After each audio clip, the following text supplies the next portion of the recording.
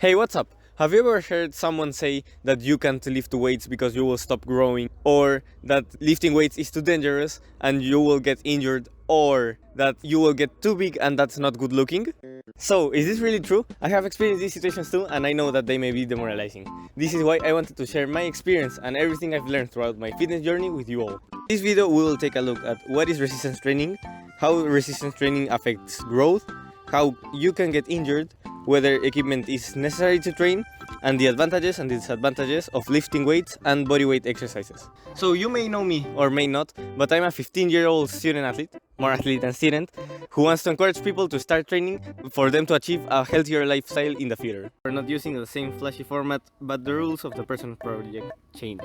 First, you may have heard the term resistance training, but do you know what it is? So, resistance training is a type of training based on putting your muscles against some type of resistance. In other words, putting your muscles against weights or against the gravity.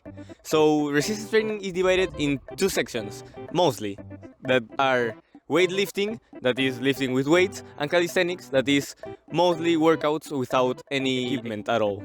Are there any benefits? It has physical and mental benefits. According to an article on the Science Direct website, resistance training did not have a significant change in self-esteem and well-being in the tested teens. The article remarked that well-being is subjective because everyone feels it differently. Despite the lack of effects, resistance training positively altered the perception of the efficacy or effectiveness and the autonomy the teens had on themselves, therefore improving their self-esteem and well-being. According to the National Institute of Health, your brain produces some chemicals such as dopamine, noradrenaline, serotonin, and endorphins during exercising that make a person reduce stress, pain, and improve well-being overall. Some physical benefits include managing your weight to a healthy level, strengthening muscles, ligaments, and bones, improving balance and coordination, which will be more beneficial for us in the long run, and reducing risks of diseases. Growth is the most debated topic when it comes to resistance training in general.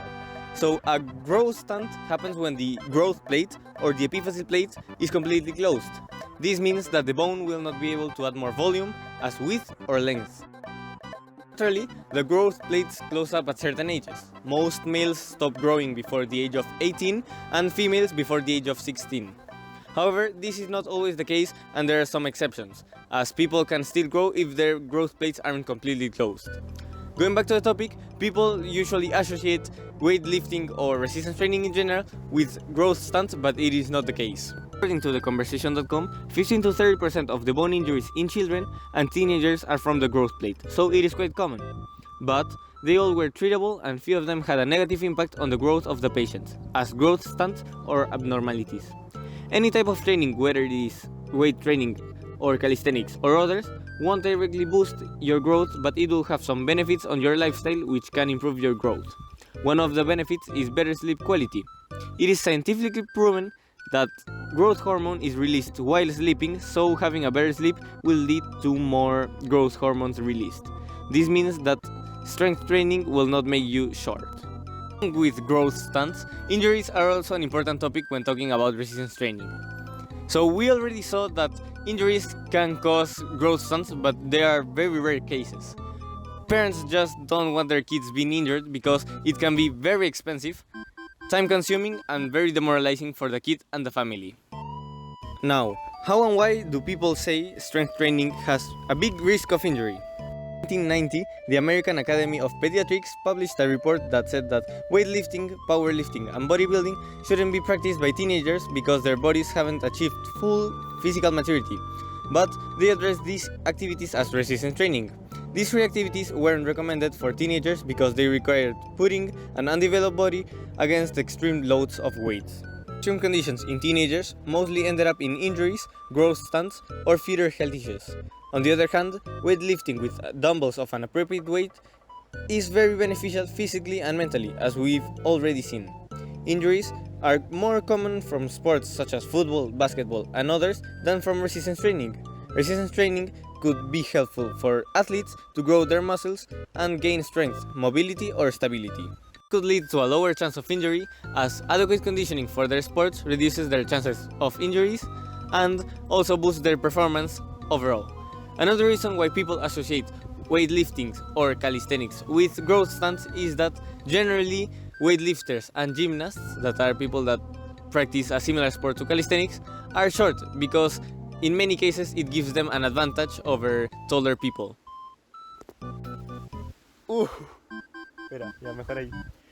Many people argue that strength training is not accessible for everyone. This may be because people have the idea of strength training or resistance training as lifting weights, but as we already know, this is not the case. Many people argue that strength training or resistance training is not accessible for everyone. This may be because people think or have the idea of resistance training as lifting weights, but this is not the case. To do cardio, instead of a treadmill, you could just run in your park, bike in the streets instead of a stationary bike. To build strong biceps, you don't necessarily need dumbbells, you could just do chin-ups or push-ups. What I'm trying to say is that it is true that using weights to get more strength or muscle mass can technically be easier. This is because you can measure your strength and progress in a less complex way, since you can add or remove weight. However, as I just mentioned, it is not completely necessary, and it might be the best option for teenagers that can't go to the gym because of various reasons. Many people argue that bodyweight exercises do not have the same results as weight training, and it is true, because both types of training aren't completely the same and they have different results. Weightlifting has specific exercises to target muscle groups, and bodyweight exercises are compound exercises, or in other words, exercises that target more than one muscle group. This is not always the case, because you can also do compound exercises with weights and isolation exercises with your body weight. Isolation exercises are good because many times they don't depend on other weaker muscles to work. Is doing pull-ups and not being able to continue doing pull-ups because your grip gave up. An example of compound exercise when lifting weights is the deadlift, which works mostly the glutes and the hamstrings to lift the weight, the back and the core to balance the weights, and other muscle groups to support the lift. An isolation exercise with weights is the bicep curl, with no variation, that works the whole bicep muscles. Bodyweight isolated exercises, on the other hand, are more limited. One example is the calf raise, that works the calf muscles. And finally, some known bodyweight compound exercises are the push-ups, working the shoulder, chest, back, biceps and triceps, depending on how you do the push-up, and the squat, which work very similar muscles as the deadlift. So now we will talk about the pros and cons of each type of training, referring to weightlifting and calisthenics. First, if trained properly with the right amount of weight and proper form, neither style of training should injure you. A detail is that if you train with weights, it will be easier to measure up your progress because you can add or remove weights. In the beginning, if you can't do basics such as pull-ups, push-ups and dips, you may not be able to progress that fast, but you can use resistance bands and or reduce the range of motion to make the exercise easier. Unfortunately, to train some muscles such as the ones in charge of the pulling motion, you will need some equipment. Well, in most cases, like a pull-up bar or a machine that specializes in rows or any exercise like that.